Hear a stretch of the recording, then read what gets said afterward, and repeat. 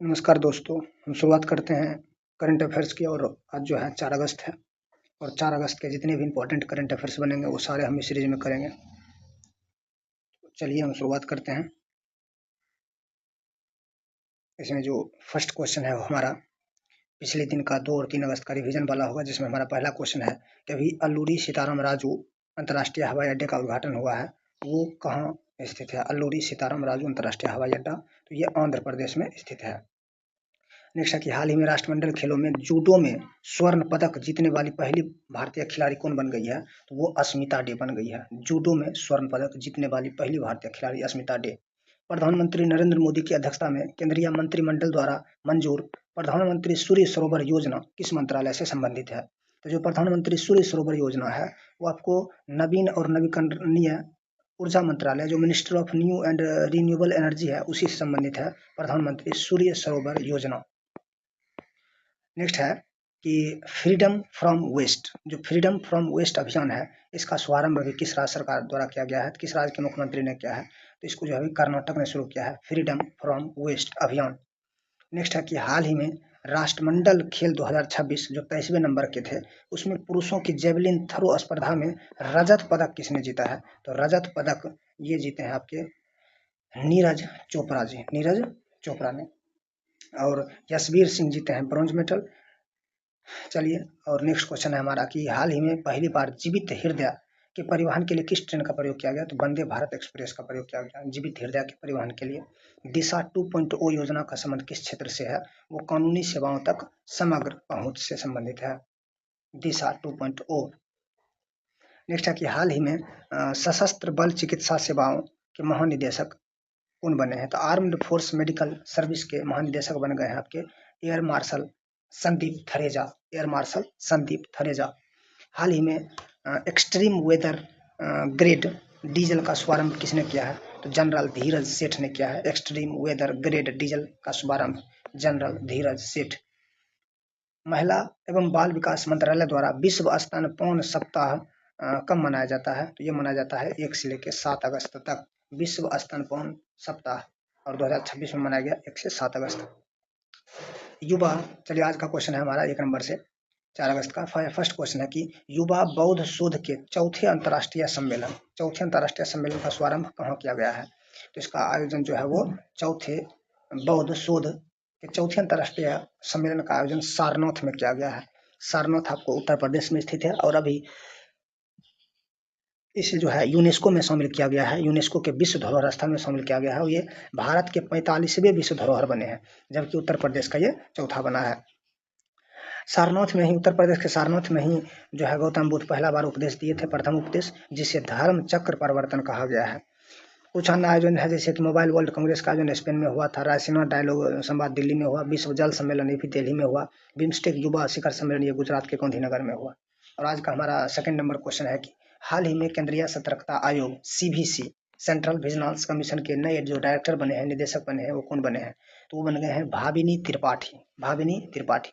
CVC की स्थापना होती है वर्ष 1964 में केशनथानम समिति के आधार पर। और वर्तमान में यदि अन्य नियुक्ति की बात करेंगे तो जो शिक्षा मंत्री बने हैं नए वो प्रहलाद जोशी हैं।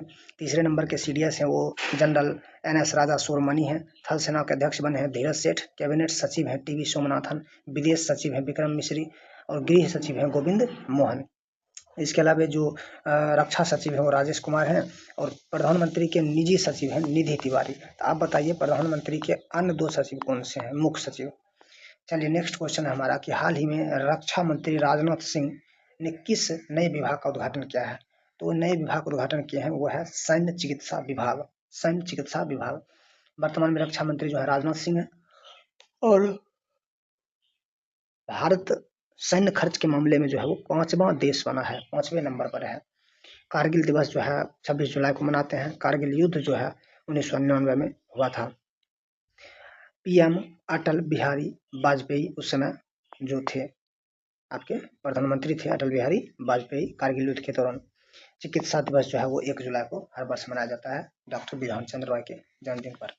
नेक्स्ट है कि ब्रिक्स वेब्स बाजार, ब्रिक्स वेब्स बाजार का आयोजन किस शहर में किया जाएगा? तो मुंबई में किया जाएगा, मुंबई में किया जाएगा। इस बार ब्रिक्स का जो सम्मेलन हुआ था वो भारत में हुआ था, ब्रिक्स, और इसका जो थीम था वो था ब्रिक्स संस्कृति भोपाल, ब्रिक्स संस्कृति भोपाल। 36वां नाटो शिखर सम्मेलन 2026 का ये अंकारा तुर्की में हुआ। G7 जो शिखर सम्मेलन हुआ वो फ्रांस में हुआ। COP 31 ये तुर्की में होगा और 32 इथोपिया में होगा। 31 तुर्की और 32 इथोपिया। लेकिन जो G20 सम्मेलन का 21वां जो होगा वो अमेरिका में होगा, 21वां सम्मेलन। नेक्स्ट है कि त्रिसेवा भविष्य युद्ध पाठ्यक्रम। तो tri service future welfare course के चौथे संस्करण का आयोजन जो है वो कहाँ किया गया, तो नई दिल्ली में किया गया। इसके अलावा कुछ हम विद्याभ्यास है जैसे कि धर्म गार्जन होता है भारत और जापान के बीच। सूर्य किरण जो अभ्यास है, जो सूर्य किरण है वो भारत और नेपाल के बीच। वज्र प्रहार भारत और अमेरिका के बीच। एक्वेरियन होता है मालदीव के साथ। लामाती सेशेल्स के साथ। हरिओं शक्ति मलेशिया के साथ। वरुण जो है वो भारत और फ्रांस के बीच। गरुड़ शक्ति इंडोनेशिया के साथ।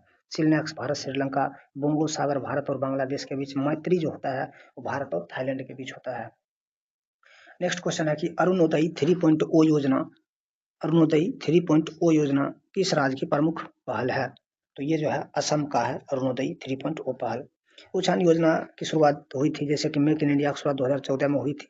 स्वच्छ भारत मिशन 2 अक्टूबर 2014। बेटी बचाओ बेटी पढ़ाओ 22 जनवरी 2015 को हुआ था। पीएम मुद्रा योजना ये 2015 में आई थी। पीएम मुद्रा योजना 8 अप्रैल को। उजाला योजना 2015 में, जबकि उज्ज्वला योजना 2016 में। अटल पेंशन योजना ये 2015 में। पीएम जीवन ज्योति बीमा योजना यह भी 2015 में आई थी। बट स्टार्टअप इंडिया पहल जो शुरुआत हुई थी वो वर्ष 2016 में। आयुष्मान भारत योजना जो है 2018 में आई थी। किसान सम्मान निधि 2019। अग्निपथ योजना 2022। नेक्स्ट है कि राष्ट्रमंडल खेल 2026 में एक ही संस्करण में एथलेटिक्स में 2 पदक जीतने वाले पहले भारतीय कौन बन गए हैं, तो वो बन गए हैं आपके गुलबीर सिंह बन गए हैं। राष्ट्रमंडल 2026 का जो संस्करण था वो 23वां संस्करण था और यह ग्लासगो स्कॉटलैंड में हुआ था।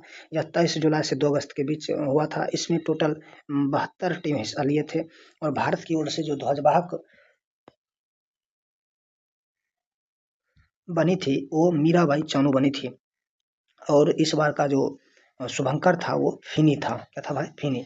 पदक तालिका की बात करेंगे तो राष्ट्रमंडल खेल में प्रथम स्थान पर जो है ऑस्ट्रेलिया रहे। 171 पदक के साथ ये प्रथम स्थान पर रहे, जिसमें इन्होंने 70 गोल्ड, 45 सिल्वर और 56 ब्रॉन्ज मेडल जीते, टोटल 171। दूसरे स्थान पर इंग्लैंड रहे 110 पदक के साथ। तीसरे स्थान पर कनाडा रहे 62 पदक के साथ और भारत 39 पदक लेकर ये चौथे स्थान पर रहे हैं, जिसमें भारत 13 गोल्ड जीते, 17 सिल्वर और 9 ब्रॉन्ज मेडल जीते।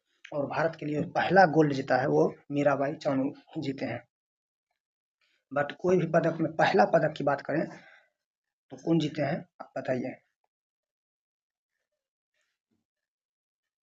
नेक्स्ट है कि प्रधानमंत्री नरेंद्र मोदी द्वारा नशा मुक्त युवा फॉर विकसित भारत संकल्प अभियान का शुभारंभ किस तिथि को किया गया? नशा मुक्त युवा फॉर विकसित भारत संकल्प अभियान 2 अगस्त 2026 को शुरू हुआ। बेहतरीन क्वेश्चन है, 2 अगस्त 2026। अन्य अभियान है जैसे कि लखपति दीदी पहल की शुरुआत भी मोदी जी किए थे। उसके बाद है ग्रीन टू गोल्ड पहल, ये हिमाचल प्रदेश में शुरू किया गया था। अपना घर पहल ये पेट्रोलियम मंत्रालय का है, पेट्रोलियम और प्राकृतिक गैस मंत्रालय का है। प्रोजेक्ट हनुमान पहल ये आंध्र प्रदेश में शुरू हुई थी। निर्भया निशा पहल रात में महिलाओं की सुरक्षा हेतु ये केरल सरकार द्वारा शुरू की गई निर्भया निशा पहल। हाल ही में समाचारों में रहा ऊना वल्ग ड्रग पार्क किस राज्य में विकसित किया जा रहा है, तो ये हिमाचल प्रदेश में विकसित किया जा रहा है ऊना वल्ग ड्रग पार्क। इसके अलावा 13 से कम उम्र के बच्चों के लिए सोशल मीडिया प्रतिबंध करने का निर्णय लिया है आंध्र प्रदेश सरकार और एक कर्नाटक सरकार भी है। पीएम कार्यालय का नाम बदल के अभी सेवा तीर्थ रखा गया है। अभया ब्रिगेड शुरू हुआ है बिहार में। जल बजट पारित किया है केरल सरकार। योग नीति शुरू हुआ है उत्तराखंड में। पगड़ी प्रथा जो है पुरानी चली आ रही महाराष्ट्र की है, इसको भी समाप्त कर दिया गया है। भारत का पहला जो संप्रभु एआई पार्क है वो तमिलनाडु में स्थापित किया गया है। और आज का क्वेश्चन हमारा 10th नंबर का, वो प्रधानमंत्री नरेंद्र मोदी ने वाल्मीकि रामायण और स्टोरीज ऑफ वेदांता मंक्स के कन्नड़ अनुवाद कहाँ जारी किए हैं, तो ये मैसूर में जारी किए हैं। वाल्मीकि रामायण और स्टोरीज ऑफ वेदांत मैक्स का आयोजन मैसूर में किए हैं। और जो इसके अलावा आपको ध्यान देना है कि रामायण के रचयिता कौन है, रामचरितमानस के कौन है और महाभारत के रचयिता कौन है, तीनों आप जो है कमेंट में लिख के बताइए। और आज का हमारा 5 क्वेश्चन हो जाएगा। कुछ पुस्तक के नाम, जैसे कि द सिस स्टोरी जो पुस्तक है, द सिस स्टोरी, इसको लिखे हैं Prince Mathews Thomas. Jallianwala Bagh की कराह, ये पुस्तक लिखे हैं राजबंती मान।